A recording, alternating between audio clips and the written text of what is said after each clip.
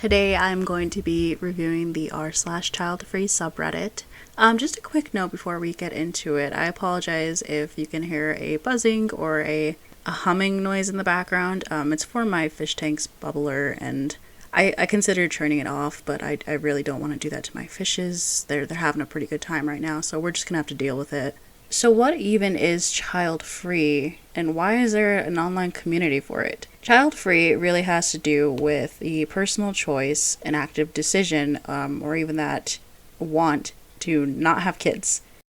Per the subreddit's FAQ section, and I quote, the Cambridge Dictionary defines, quote, child-free as used to refer to people who choose to not have children or place or situation without children.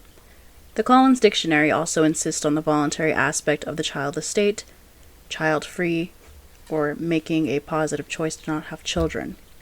Child freedom isn't an ideology, it is both a choice and a matter of fact. For example, someone who has children they are responsible for can't describe themselves as child-free even if they didn't agree to become parents. One is not child-free if they didn't make the choice to not have kids.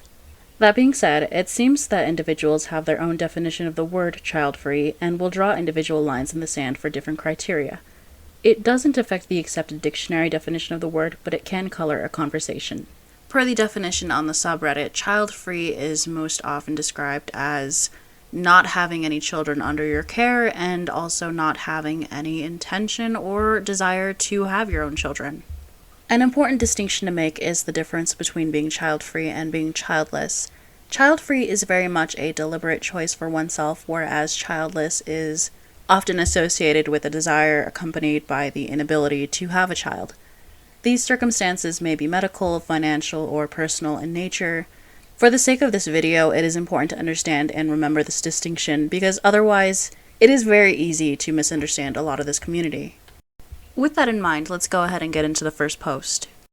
These posts that I'm reviewing are taken from the top post of all time in the subreddit, and then some more recent posts from this week, maybe even the past 24 hours. So let's see when I get this video up. For post number 1, the title is I Got Bingoed for the First Time in Years.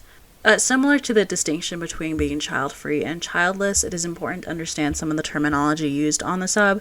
For this post, it is important to understand what the term bingo means, especially in this community. A bingo is a stereotypical response that a child-free person typically gets from loved ones or society as a result of them being child-free or not wanting to have kids.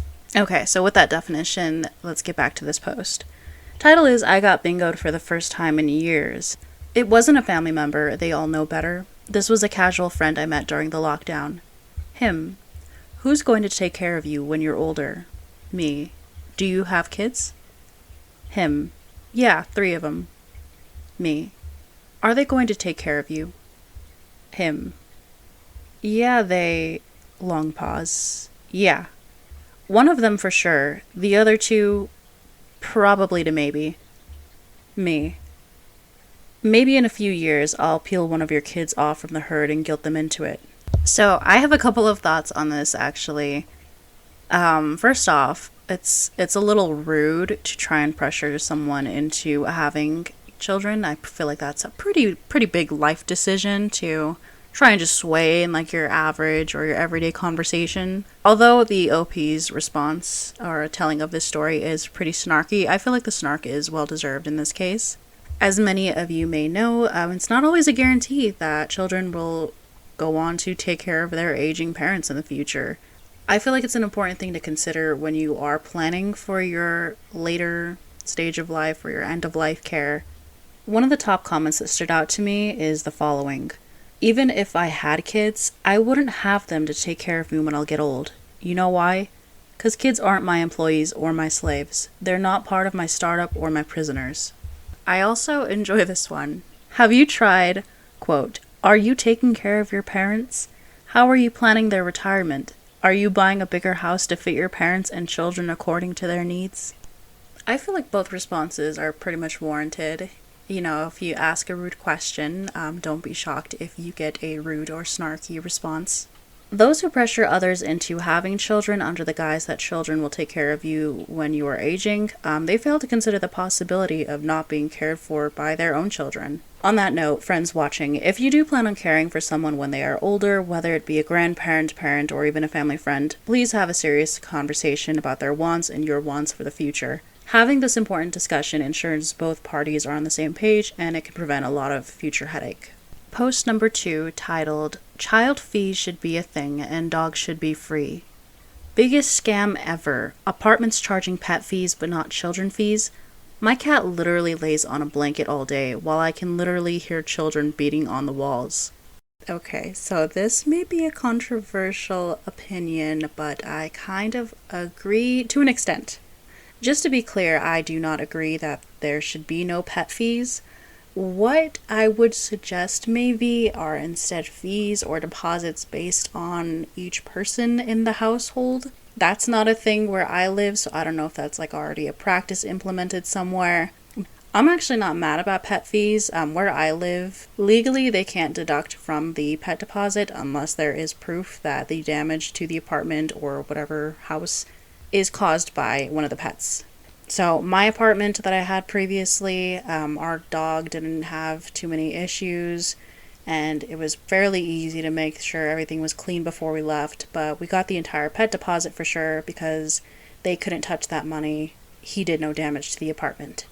Now, pet rent is a little bit of a different story. At least in my area, it's very dog friendly, and a lot of apartments have taken the chance to cash in on this. The pet rent that we were paying at our previous place, I think it was like $35, and that's per pet per month. That's on top of the pet deposit, and it adds up. It really does add up very quickly. It's a lot at the end of the year or at the end of the lease. If you add that pet rent on top of any of like the HOA fees or any of like the public or general upkeep fees, it's quite a bit. So we're talking about, for at least one animal, it was $35 a month on top of, I think it was $30 for community maintenance, and that covered stuff like whatever share of, the pool or gym and maintaining the grounds. But the more I think about it, it really just does come down to a whole, irresponsible pet owner or irresponsible parent thing, because there are plenty of parents that were in my complex that didn't clean up after their children, left diapers in the stairwells. That was fucking disgusting. Oh man, the memories are just really rushing back in. We also had a neighbor who had their dog shit in the stairwell and they didn't clean that up for a long time. I don't even know what happened to it because no one cleaned it up. That's how long it was there for. But yeah, moral of the story is actually be responsible for the things that you're in charge of or taking care of. Otherwise, you come off as really obnoxious and your neighbors hate you. Okay, a little bit of a disclosure before we get into the third post. Some of the language used in this post may be offensive. Let me explain what the term here is. So in the title, it is, Sister with the 9 crotch fruit bitter that I spent $400 on a cat, so I sent a donation to Planned Parenthood in her name. Crotch fruit, that is just one of the terms that is really popular on the subreddit. And it means kid, because, crotch and fruit. But yeah, it means kid, and it feels derogatory because, the sister would be the shitty person in the situation, at least based off of the title. So, I don't know, just calling kids names for their shitty parents, it doesn't seem really fair. Okay, now for the post itself. So recently I adopted a 4-year-old feline sweetheart. After adoption fees and vet bills, the total cost for her was around $400, but it was worth every penny. However, my sister, who is a serial breeder, got angry. Oh god, we have another term we have to talk about. She went on to tell me how, quote, money is tight for me, you don't understand the sacrifices I do for my children, and while I'm struggling, you waste your money on a stupid animal, unquote, along with a huge string of bingos. It got to the point where I told her she should have aborted the brat if she didn't want to struggle, and she absolutely lost it on me, threatening to get her husband to beat me and even pay a man to rape me, so, quote, you know how it's like raising children, unquote. I cut contact with her, but I was still feeling petty, so I donated some $500 to Planned Parenthood and included her name and address. I soon heard from my mom that sister was actually sobbing that I wasted more money instead of giving it to her, and that, quote, millions of babies will be murdered with that money and knows how much I hate kids, unquote. Petty? Absolutely. Do I give no fucks? None at all.